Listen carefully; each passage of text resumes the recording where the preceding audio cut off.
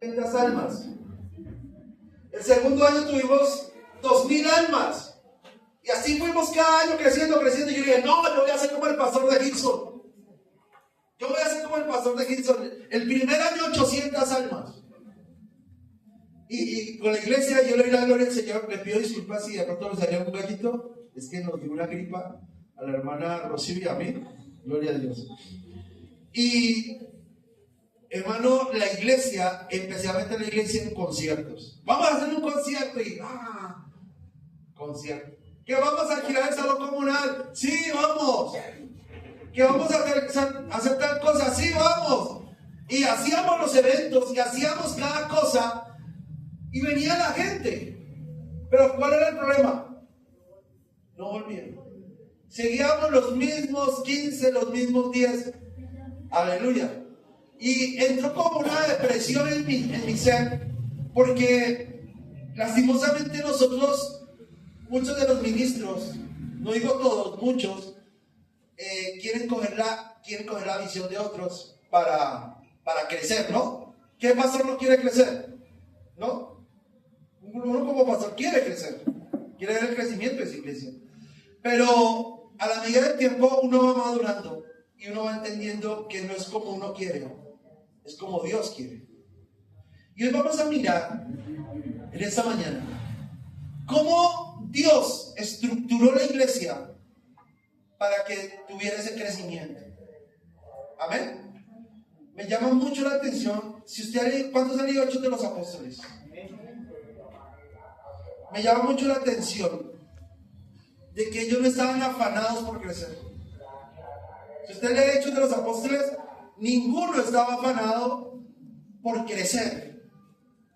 ¿Cuál era el afán de ellos? ¿Cómo? ¿Cuál era el afán de ellos?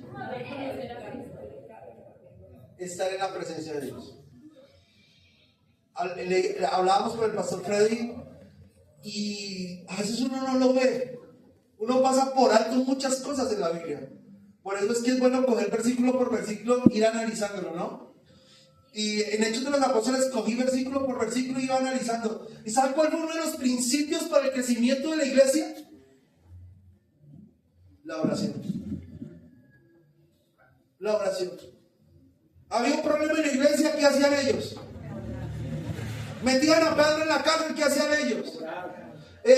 Cogían a látigo a los apóstoles, ¿qué hacían ellos? O sea, la iglesia mantenía ¿cómo? En oración.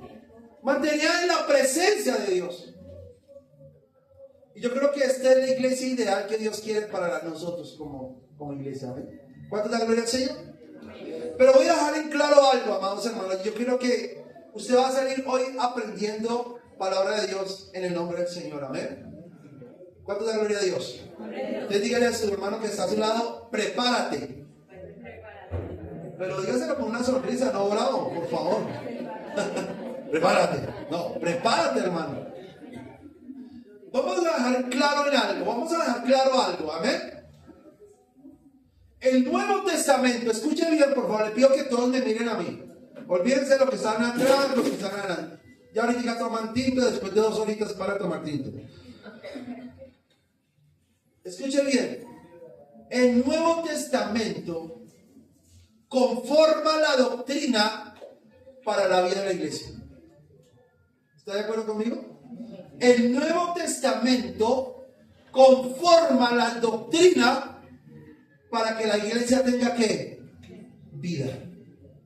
O sea que desde Mateo a Apocalipsis, los evangelios, las epístolas de Pablo, las epístolas de Pedro, las epístolas de Juan, cada uno de estos hombres que escribieron la palabra de Dios, inspirados por el Espíritu Santo, van a ser la base de la iglesia. ¿Cuántos dan gloria al Señor? El Nuevo Testamento conforma la doctrina de la iglesia. Y me llama algo la atención porque Hechos de los Apóstoles se sale de eso. Hechos de los Apóstoles se sale de todo este contexto. ¿Sabe por qué? Porque Hechos de los Apóstoles, ¿cuánto da gloria al Señor? Escuche bien, ¿por qué la iglesia crecía? Porque Hechos de los Apóstoles empezó a trazar o a aplicar el Nuevo Testamento en ellos. Amén. Hechos de los Apóstoles empezó a trazar. O sea, ellos escucharon lo que Pablo decía. Ellos escucharon lo que Jesucristo dijo. Ellos escucharon lo que Juan decía. Ellos escucharon lo que Santiago decía. Y ellos escucharon eso, pero hicieron algo adicional. Aplicaron esa doctrina en su congregación. ¿Cuánto da gloria al Señor? Por eso es que el Señor, la iglesia no estaba afanada en crecer. La iglesia no estaba afanada, hermano, en conseguir gente. La iglesia estaba afanada en buscar la presencia de Dios.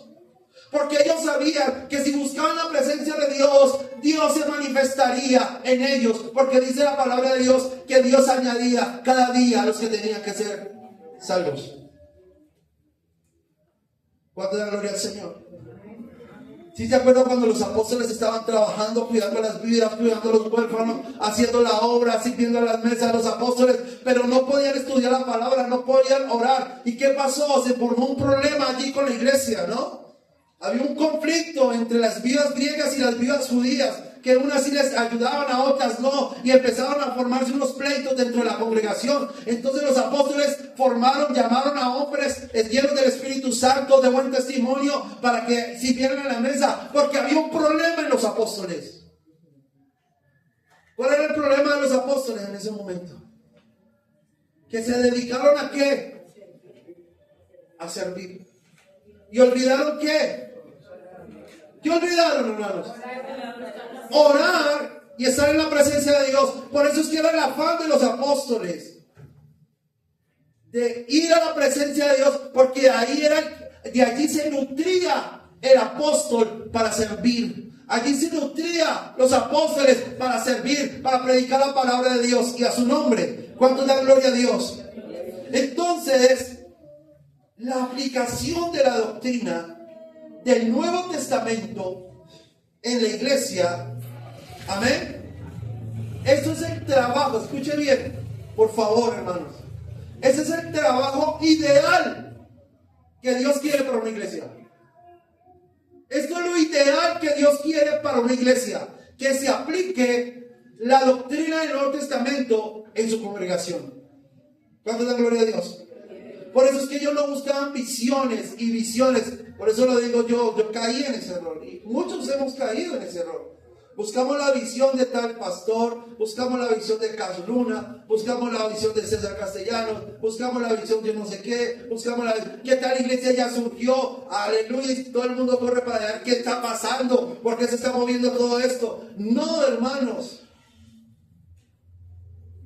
La iglesia no se movía así. La iglesia se moviera porque el Espíritu Santo los guiaba, porque el Espíritu de Dios los conducía. Pero ¿cómo los conducía el Espíritu de Dios? Era porque estaban en la presencia de Dios día y noche. Estaban en la presencia de Dios buscándole, anhelando el trono de su gracia.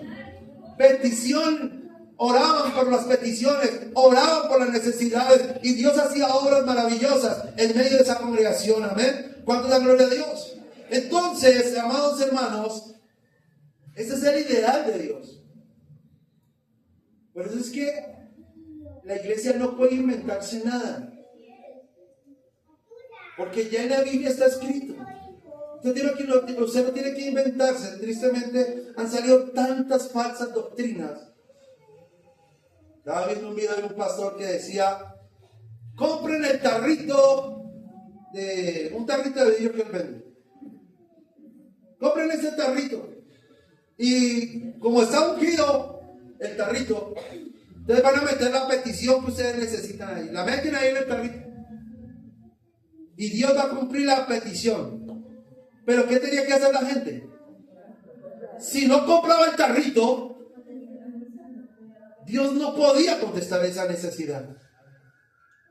Miren cómo se engaña a la gente aparentando espiritualidad. Pero realmente, decía un pastor, esto es brujería. Porque eso es lo que hacen los brujos. ¿Qué hacen los brujos? Los brujos le dan un tarrito, ¿no? Pero no dice que meta el papelito y se meta tierra o meta yo no sé qué. Y queremos cogerlo del mundo para mezclarlo con la iglesia. ¿Cuántos dan gloria al Señor? Pero esta iglesia renacida, esta iglesia estaba en su mejor momento. Usted lee Hechos de los Apóstoles y esta iglesia estaba en su mejor momento. ¿Por qué esta iglesia estaba en su mejor momento? Esta iglesia naciente, uno le dice la iglesia naciente, a otro le dice la iglesia, aleluya, primitiva. Uno le dice la iglesia primitiva, otro le dice la iglesia naciente. Pero ¿por qué esta iglesia, amados hermanos, estaba en su mejor momento? ¿Qué poseía esta iglesia? ¿Qué poseía, hermano, estos apóstoles? ¿Qué poseían estos hermanos que habían escuchado de Cristo? Se habían convertido. ¿Qué había en ellos, amados hermanos? ¿Sabe qué había en ellos? La pureza de su devoción al Señor. Había pureza en el corazón de cada uno de ellos. Amén. ¿Cuánto da gloria a Dios?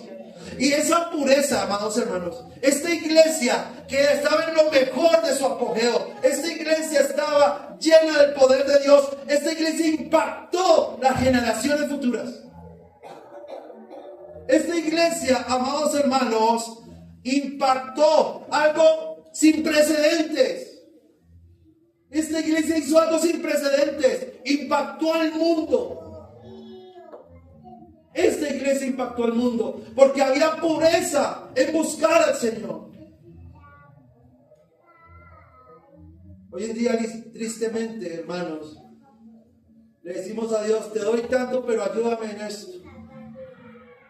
El Señor no me contesta, entonces yo no voy a la iglesia. Señor no me habla, entonces yo no voy por allá. ¿Qué? O sea, la iglesia empezó a tener un auge. Era porque estos hombres y mujeres habían entendido el mensaje de salvación en sus vidas. Había pureza en su corazón. Amén. Y en esta congregación surgen tres divisiones o tres dimensiones distintivas en los miembros. Amén. Una de las tres características que tenía esta iglesia era deberes espirituales. El segundo, si usted está anotando, si usted trabaja en Dayefero, por favor le pido que anote. Tres características tenía esta congregación: deberes espirituales, carácter espiritual, influencia espiritual. ¿Qué tenía esta iglesia? Primero, deberes espirituales. Segundo, carácter espiritual. Y tercero, influencia espiritual. Amén. ¿Cuántos dan gloria al Señor? Vamos a ir a Hechos capítulo 2, versículo 42. ¿Cuántos dan gloria a Cristo? Decía Gigi Ávila: alaba lo que Él vive. Sonríe que Cristo le ama. Amén. Aleluya, tranquilos, no se pongan bravos. Vamos a Hechos 2:42. ¿Qué dice allí la palabra de Dios? ¿Cómo? Pero por favor, lea duro. ¿Qué dice esa Biblia, su Biblia?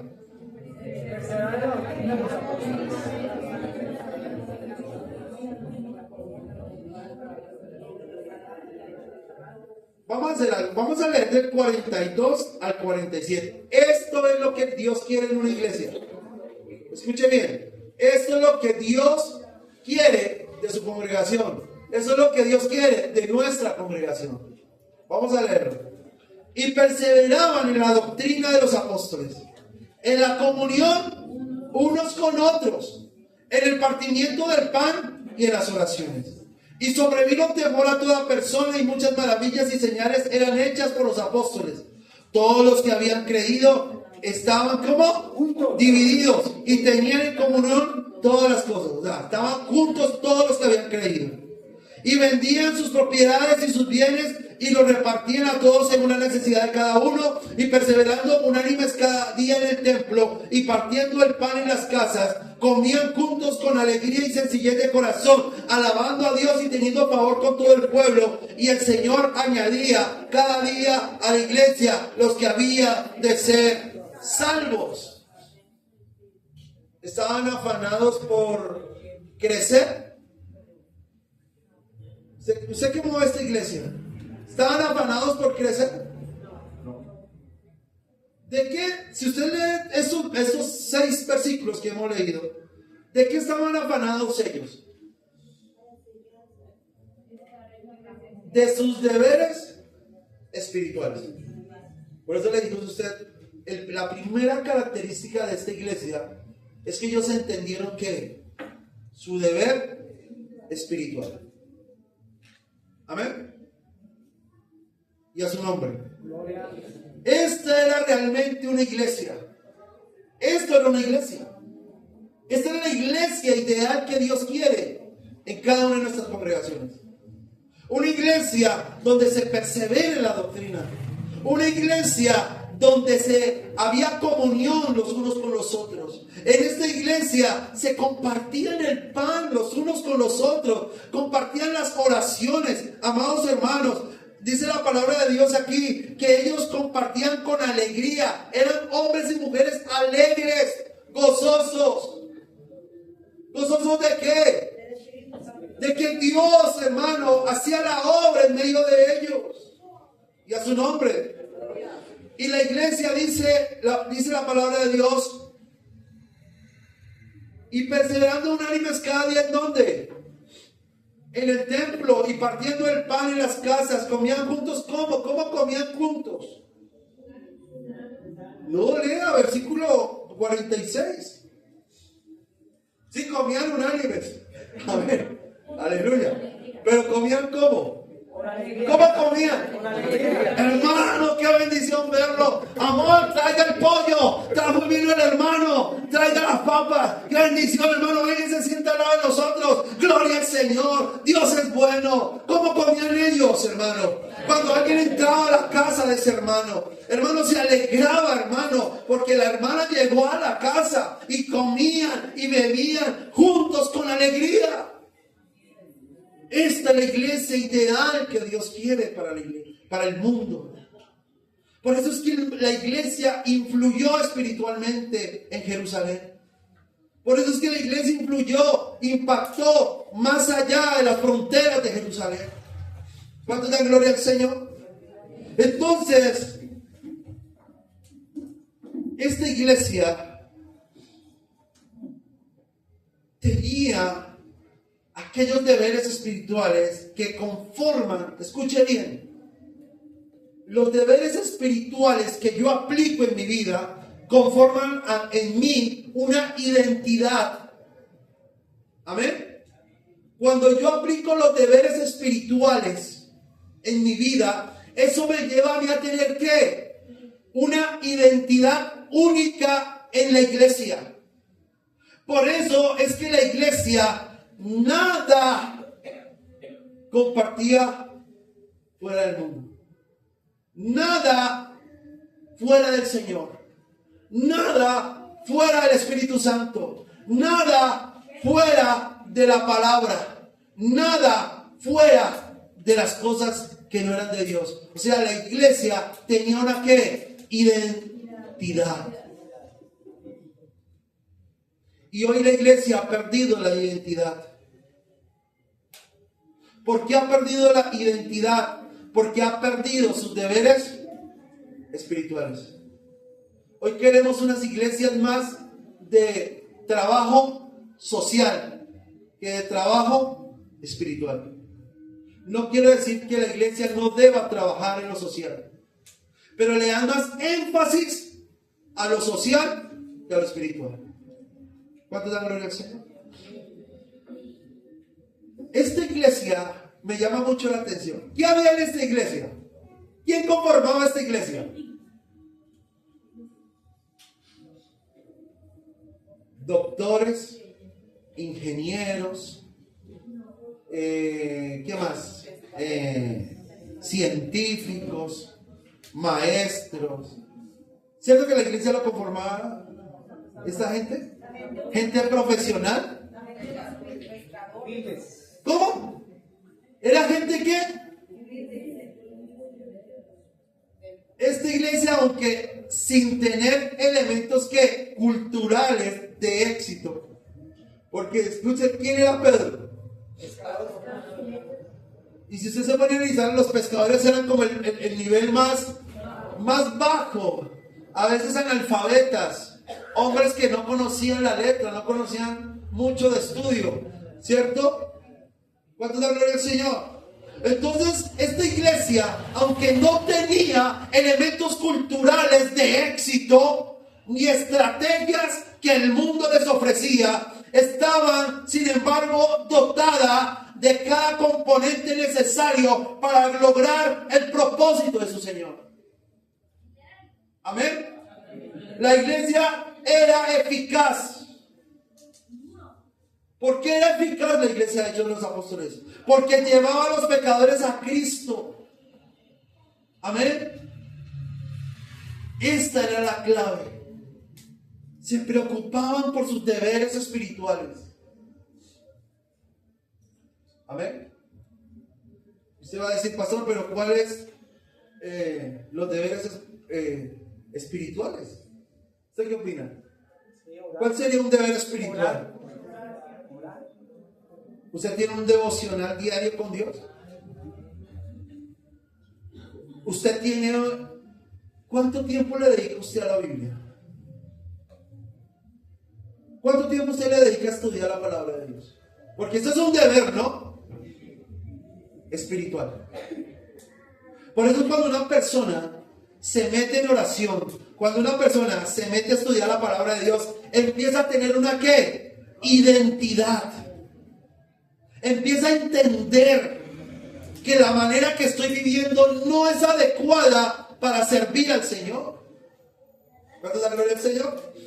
Entonces, como subpunto, si usted quiere anotar allí, esta iglesia era una iglesia salva. Amén. Porque esta iglesia era una iglesia salva. Versículo 42 del capítulo 2 de Hechos.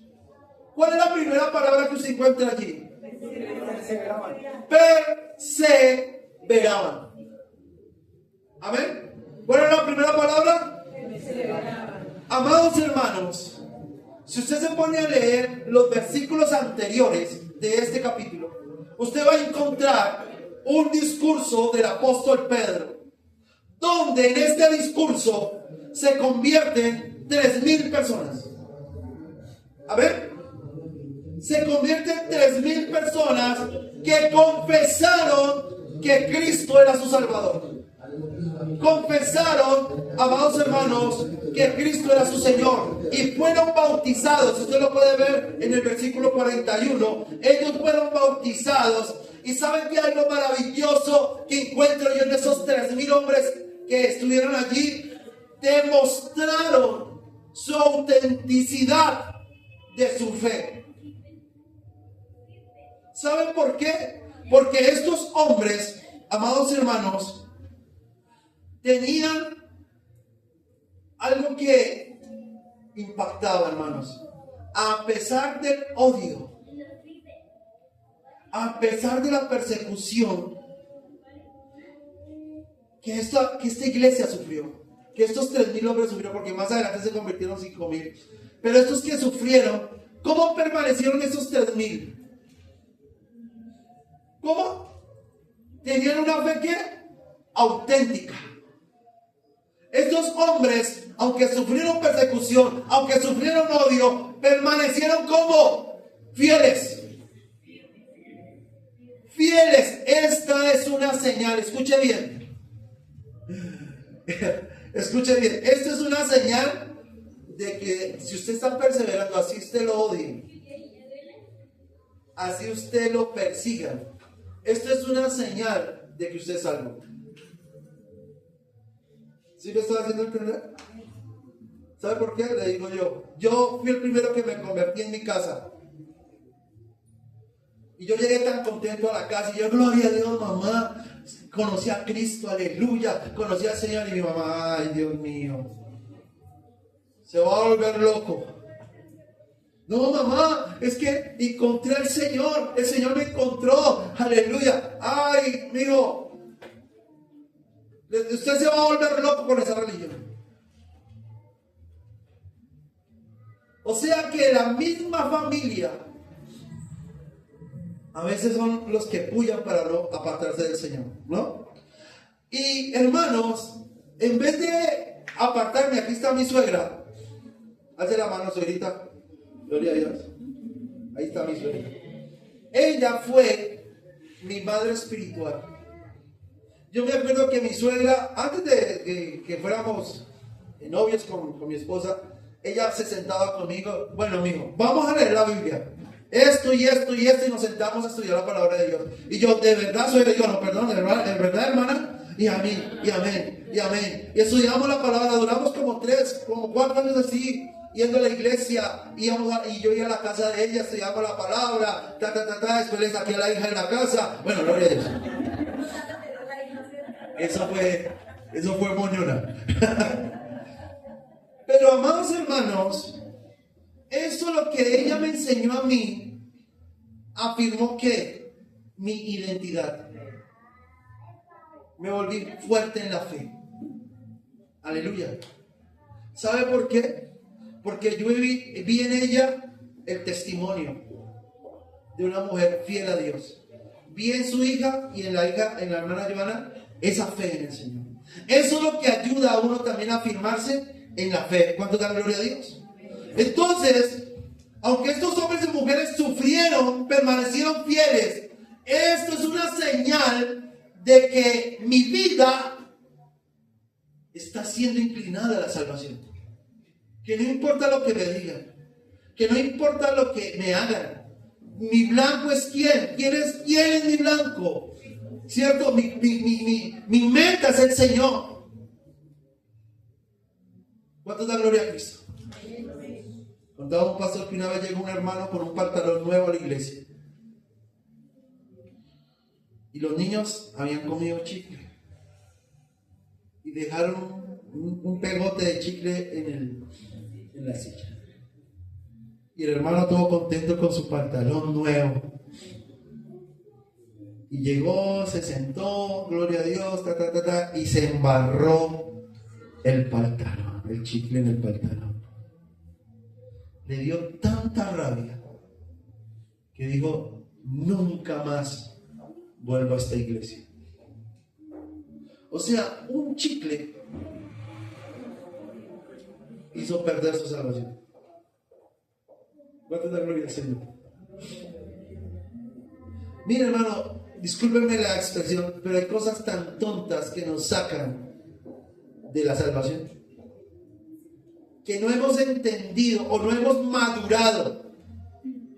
Que así un chicle se me embarra en el pantalón, ¿yo qué tengo que decir? Gloria a Dios.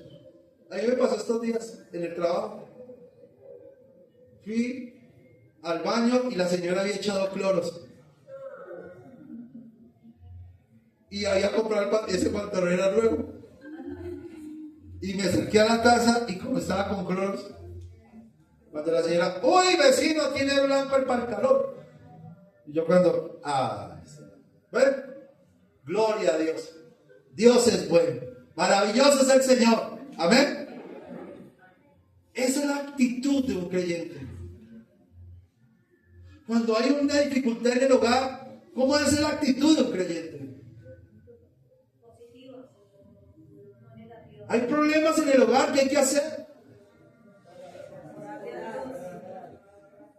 Si usted no, mire hermanos, se lo digo acá, a Dios hay que pedirle que cambie nuestro carácter. Porque yo no puedo, hermanos, decirle a los hermanos, ámense los unos a los otros. Yo no puedo pasar aquí adelante, hermano, diciéndole, hermanos, perdónense los unos a los otros. Si yo no perdono, mi hermano. ¿Sí recuerda que yo le decía cuál fue el éxito de esos creyentes? Era que había en su corazón. pureza. En ellos había pureza. Que si había que corregir algo, yo tenía que corregirlo. Señor, ayúdame. A veces se me va la lengua más larga de lo que tengo. A veces me pasa, no me aguanto lo que me dice mi esposo y parezco una olla express. No me pueden decir feo, porque yo les digo, feo su mamá. ¿Y cuántos son? ¿Cuántos habría el Señor? ¿Por qué la iglesia impactó? Y ahorita vamos a leer algo que me llamó la atención de un filósofo que escribió sobre la iglesia en el siglo segundo. Amén. Pero vamos a continuar. Me van diciendo la hora porque yo no veo la hora acá. Gloria a Dios. Aleluya. Gloria a Dios. La iglesia debe estar integrada por personas salvas. ¿Usted lo puede creer? La iglesia tiene que estar integrada por personas salvas. Sin embargo, por desgracia, muchas congregaciones modernas están conformadas en gran parte por individuos no salvos. Asombra que algunos incluso intenten diseñar iglesias donde los no cristianos se sientan cómodos. Amén. Donde los no cristianos, ¿cómo se tiene que sentir una persona que no es creyente? ¿Cómo se tiene que sentir en la iglesia? ¿Usted cree que se tiene que sentir cómodo un pecador dentro de los santos? ¿Sí me hago entender, amados? Usted cuando se toma un vaso de leche y hay un zancudo allá nadando, dice, no, yo estoy aquí cómodo. No, ahí no está. No puede estar allí.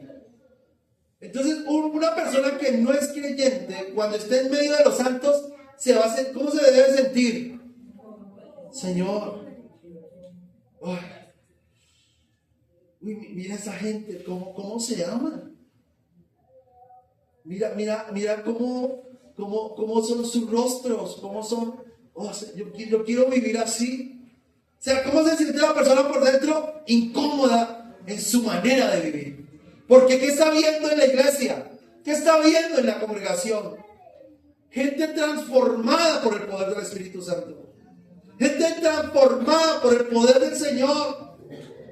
Por eso es que usted y yo tenemos que ser influenciadores. Diga, no se va a meter a YouTube porque el pastor dijo que youtuber, no. ¿Influenciador de qué? Del Espíritu de Dios.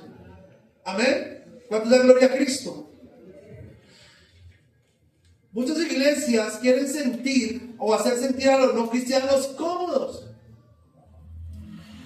Amén. Esto no puede ser el objetivo de una iglesia. El objetivo de la iglesia tiene que ser santidad y justicia. Amén. En todo el aspecto de nuestra vida. La iglesia tiene que vivir en santidad y justicia. Esta debe ser mi manera de vivir. Porque esta es la manera de vivir que Cristo nos trazó. La iglesia no debe mezclarse con las costumbres de este mundo.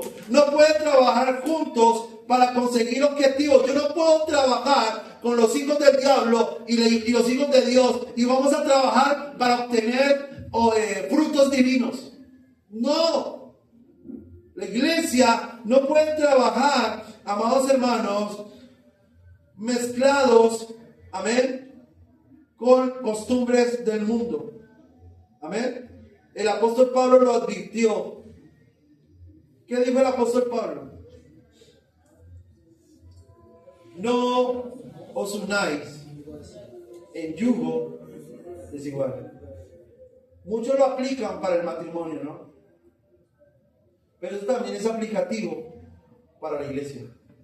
La iglesia no se puede unir en yugo desigual. ¿Cuánto da gloria al Señor? ¿Sabe? Hay algo maravilloso que encontramos en el apóstol Pablo. Pablo elogia a los tesalonicenses. ¿Usted sabe por qué Pablo elogia a los tesalonicenses? ¿Cuántos han leído Tesalonicenses? Vamos allá primero a Tesalonicenses. Amados hermanos, quiero decirle que su deber es leer la Biblia. Amén. Bueno, les dejemos así. Primera Tesalonicenses 1, 1 al 10. Vamos a mirar por qué el creyente debe leer la Biblia. ¿Todos? ¿Estamos allí? Primera Tesalonicenses, capítulo 1, versículo 1 al 10. Dice: Pablo, Silvano y Timoteo. ¿A quién estaban dirigiendo esta carta? A la iglesia de los tesalonicenses. En Dios Padre y el Señor Jesucristo, gracia y paz sea a vosotros de Dios nuestro Padre y del Señor Jesucristo.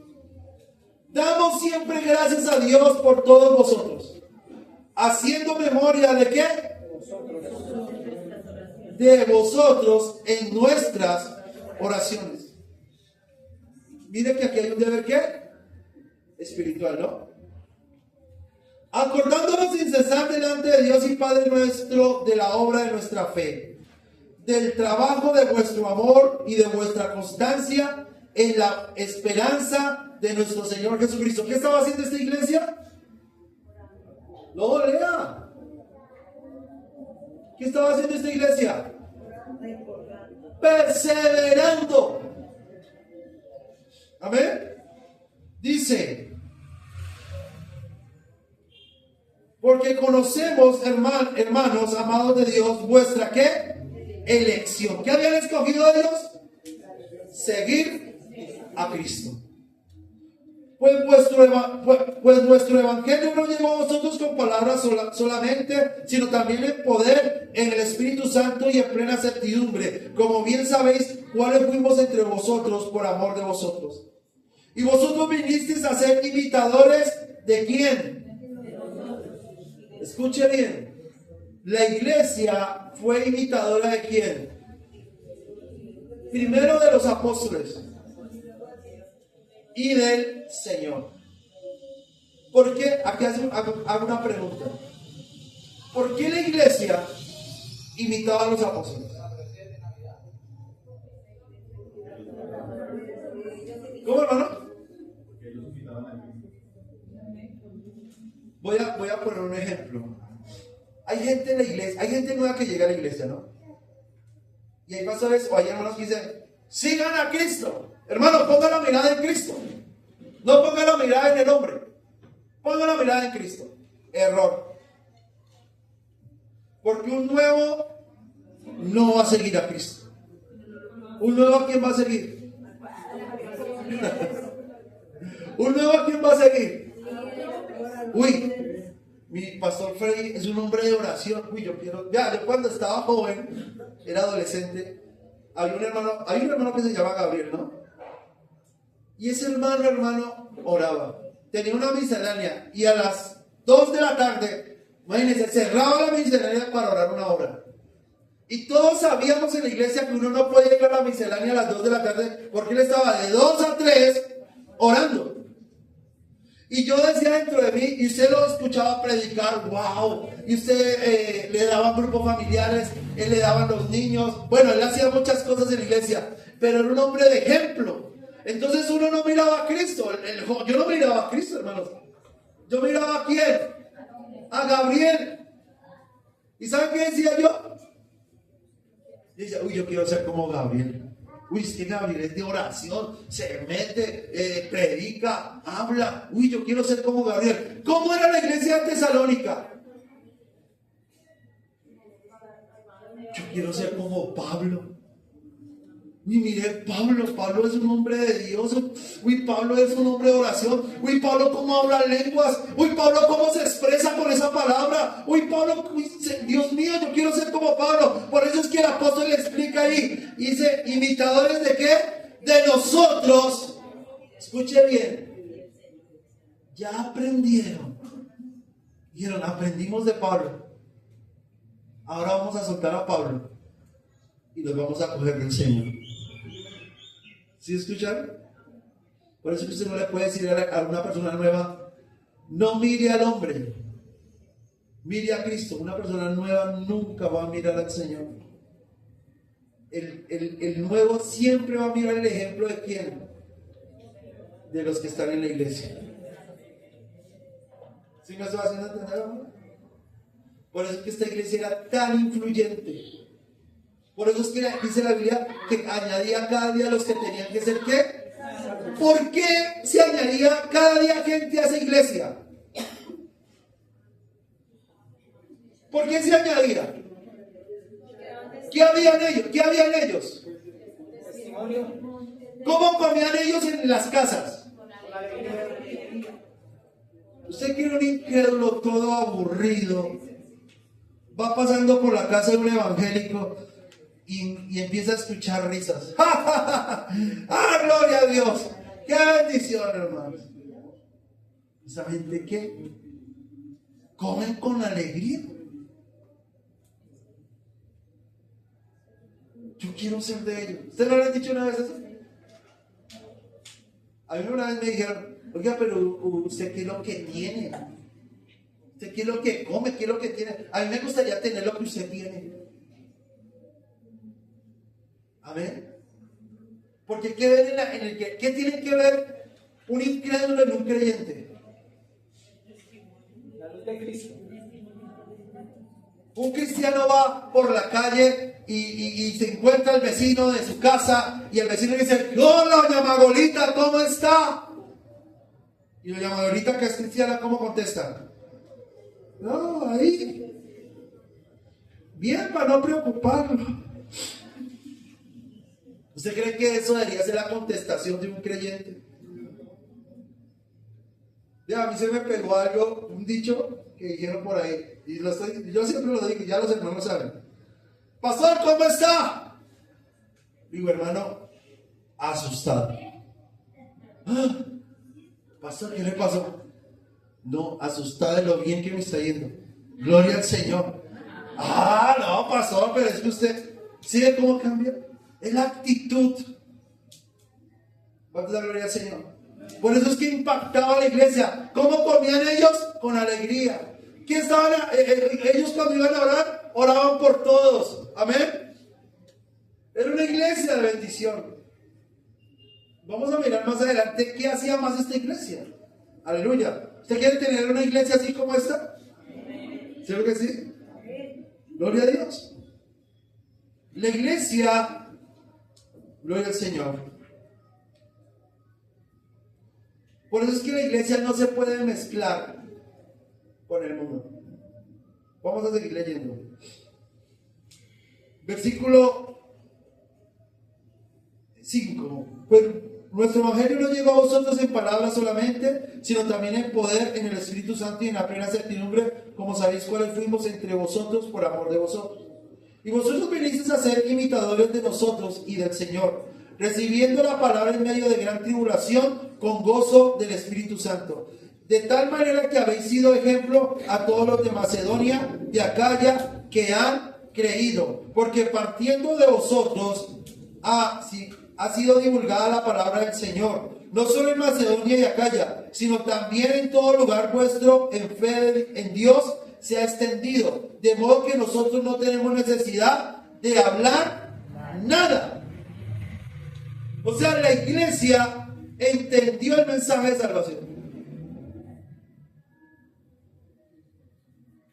O sea, la iglesia no tenía que decir, Pablo, vuelva otra vez acá donde nosotros, vuélvanos a hablar. No, la iglesia, Pablo dice, yo no tengo más que nada de decirles. Ustedes ya todo lo están haciendo. Ustedes están predicando, la gente se está convirtiendo, ustedes están dando buen testimonio, la gente está alegre llegando a Cristo. O sea, ¿qué tengo que ir a decirles? No tengo que decirles nada. ¿Qué es lo que tengo que decirles a ustedes? Sigan así. Sigan así, tesalonicenses. Van por buen camino. ¿Cuánto es la gloria al Señor? Porque estaban dando testimonio en todas las regiones donde estaban ellos. Y a su nombre. Triste que un hermano lleve 10 años en la iglesia y tenga que irme a decir, hermano, hoy va a ir a culto. Hace 4 días tuve una ira santa. Hace 4 días tuve una ira santa con un hermano. Me dio tanta ira en el sentido de... El hermano estudió conmigo teología. Y el hermano, Dios lo ha llamado para predicar. Pero empezó con una cosa de ir a una iglesia, de ir a otra. Ya no me gustó esta, me voy para esta. Y es que yo tengo el conocimiento, yo soy teólogo, yo tengo esto y aquí para allá, yo predico. El hombre, ¿para qué? Tiene una buena economía. Compra sus baffles, sus buenos micrófonos, ¿cierto? Y le digo, y ese día fui a la empresa donde él trabaja y le dije, ¿qué hubo, hermano? ¿Estamos hablando? Y me dijo, no, yo tengo la verdad. Ya con eso a mí me empieza como a botarme burbujitas, ¿no? No, yo voy a dejar estas vacaciones hasta febrero. Yo no voy a hacer nada hasta febrero. Digo, y si usted se muere antes de febrero, ¿qué le va a decir al Señor? ¿Está en vacaciones? ¿Usted sabe que un creyente no puede estar en vacaciones? No me abra los ojos. ¿Es así? Un creyente no puede estar en vacaciones espirituales. Amén. Un creyente que esté en vacaciones espirituales, hasta ahí llegó mi tío. Porque usted y yo tenemos que pelear con esta carne todos los días. ¿O es que usted, después de que aceptó a Cristo, no le han llegado pensamientos malos? ¿Usted qué opina? ¿O usted no le cae mal a un vecino? Y piensa algo, este vecino me cae re mal, ojalá se le parta una... Uy, no, Señor, perdona mi corazón. ¿Sí ve que hay que pelear con la carne? Todos los días hay que mortificar la carne, el pecado. ¿Cuánto da gloria al Señor? Pero eso es otro tema. Aleluya. Amados hermanos, Pablo, ¿qué estaba haciendo con la iglesia de Tesalonicenses? ¿Qué le estaba diciendo? Lo que hemos leído. Amén. Los felicitaba, los elogiaba por su labor. Amén. Habían escuchado que el mensaje de Pablo, ¿no? Que había traído. ¿Y qué entendieron ellos? Dijeron, listo. Listo, apóstol.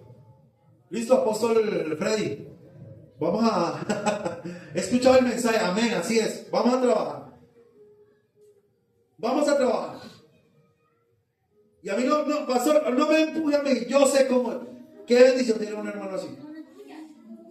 Que un hermano le diga a uno, no, pastor, no, yo sé que tengo que orar, yo sé que tengo. Amén, póngame a hacer algo. ¿Cuántos dan gloria a Dios? Admiro unos hermanos así. Aquí en la iglesia hay hermanos que son así. Pero hay otros que toca que. Hágale, hermano. Hágale. Ay, pastor, es que. Ay, hoy juega Colombia. Y preciso culto hoy. A mí me pasaba eso. Preciso jugaba Colombia. Y había culto aquí en la iglesia. ¿Quién le tocaba al pastor? Tocaba dar culto. Y por allá, ¡gol! Dios, Señor. Alabamos tu nombre. Pero mire que a la medida que uno va madurando en lo espiritual, ya hay partido de Colombia, hay culto ahí, gloria a Dios, vamos a predicar. Vaya gritar gol, gloria a Dios. Porque con el tiempo uno va madurando. Esto no es que usted llegó al evangelio y ya, ¡pum! ¡Chach! No, tiene que madurar. Y quiero decirle algo, amado hermano. Va a llegar el día malo a su vida. Y en ese día malo, dice el Señor, que debe tener su fe como bien parada. Porque a todos nos va a llegar el día malo. Y el dilema es, ¿cómo me va a coger ese día malo a mí? Amén. Por eso es que estos creyentes, cuando los persiguieron, cuando los odiaron en su pueblo, en su propia nación, porque de su propia nación los echaron, ¿no? Ellos que dijeron, no, sigo a Cristo. Me echaron mis padres, me echaron mis hermanos, me echaron mis hijos, me echaron mi esposa, me echó mi esposo, no sé, pero yo sigo a quién, a Cristo. Cristo es mi meta, Cristo es mi objetivo, Cristo es mi Señor, Cristo es mi Rey. Ese es el objetivo de la iglesia. Amén. Por eso es que la iglesia no se mezclaba con quién. La iglesia sabía discernir, esta iglesia sabía discernir. Es como este pastor que les decía, que está vendiendo ahorita los cofrecitos de vidrio para que Dios conteste las peticiones, ¿no? Porque alguien no se para de esa congregación y le dice, hermano, ¿en qué parte de la Biblia dice eso? ¿En qué parte de la Biblia dice que compremos su cofre y Dios va a contestar nuestras peticiones? ¿Usted encontró eso en su Biblia? ¿Usted ha encontrado eso en su Biblia que dice compra el cofre de tal pastor y meta sus necesidades y Dios la va a contestar? Amén. Por eso es que en la iglesia se necesitan hombres y mujeres como de carácter. Y yo le digo a la iglesia sabe aquí, si yo predico algo que no es, usted está en la plena libertad de pararse y decir, pastor, qué pena con usted, pero lo que usted está diciendo, eso no está en la Biblia. ¿Sí o no, hermanos? Hermanos, los que están acá, ¿no les he dicho eso a ustedes? Si usted ve que yo estoy predicando algo o me estoy saliendo del camino, llámeme. Diga, pastor, pasa esto. Esto no es así. Porque yo también cometo errores. Y la Biblia, y esta iglesia, ¿sabe qué era lo maravilloso de esta iglesia? Que esta iglesia también llamaba a los apóstoles. O sea, venga, Pedrito, es que hay un problema con ustedes. Esto está pasando con las viudas. Y como que Pedro, oiga, sí, estamos como fallando. Gracias, hermano. Gracias por decirnos esto. ¿Usted cree que un pastor no comete errores? Nosotros, los pastores, cometemos errores. Pero también está la iglesia ¿para qué? Para exhortarnos. Con amor. ¿O no es así, amada iglesia? Si usted ve que yo estoy cometiendo un error, ¿qué es más fácil? Invitarme a almorzar y decirle, pastor, venga, voy a invitar a almorzar a Andrés Carne de Res porque quiero decirle algo. Claro, hermano. Pida lo que quiera, pastor, carne, lo que quiera, pastor, porque le quiero decir algo. ¿No es más fácil eso que irse de la iglesia? Pastor, irme de la iglesia porque carne de res es muy cara. No, a ver, así me tengan. Ver, aquí ha pasado un caso, aquí con las hermanas. Aquí tenemos una junta.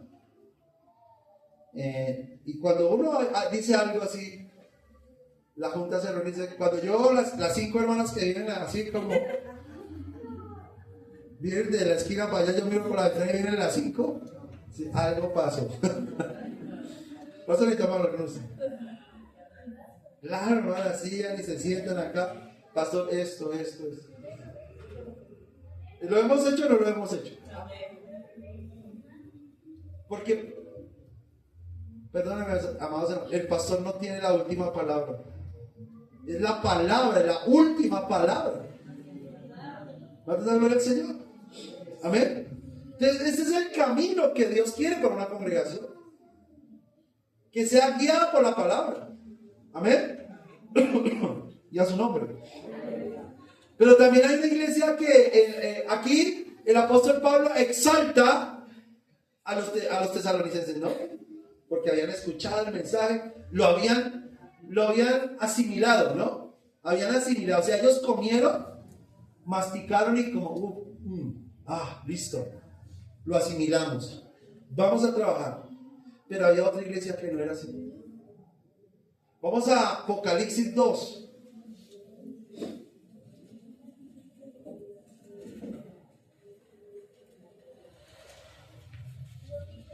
Pastor me avisa cuando tenga que parar. ¿Tiene media hora? ¿Tengo media hora más? Ah, Segunda programación, sí. Señor. No llega. Ay, Señor. Capítulo 2, versículos del 14 al 16. Un hermano que lo lea con voz de trompeta. O si lo puede leer desde allí. Pero con voz de trompeta, ¿no? ¿Nadie tiene voz de trompeta? Dos pitos. Bueno, está bien. Voy a leerlo. Apocalipsis 2:14 al 16. Pero tengo unas pocas cosas contra ti, que tienes ahí a los que retienen la doctrina de quién, que enseñaba a Balac a poner tropiezo ante los hijos de Israel, a comer de cosas sacrificadas a los ídolos y a cometer fornicación. Y también tienes a los que retienen la doctrina de los nicolaitas, la que yo aborrezco. Por tanto, arrepiéntete, pues si no, vendré a ti pronto y pelearé contra ellos con la espada. La iglesia de Pérgamo.